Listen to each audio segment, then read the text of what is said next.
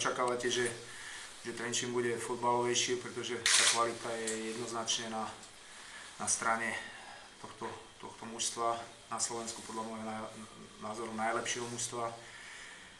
Takže to sme vedeli, že bude, ale čím my sme mohli do toho zápasu dať ten svoj vklad, bolo práve to behanie, to úsilie, súboje, a v tomto ma ten prvý polčas veľmi sklamal. My sme boli všade neskoršie, boli sme zakriknutí, hrali sme s obrovským rešpektom pred tým súperom a jednoducho nemôžete poraziť Trenčín, keď máte takto nastavenú hlavu.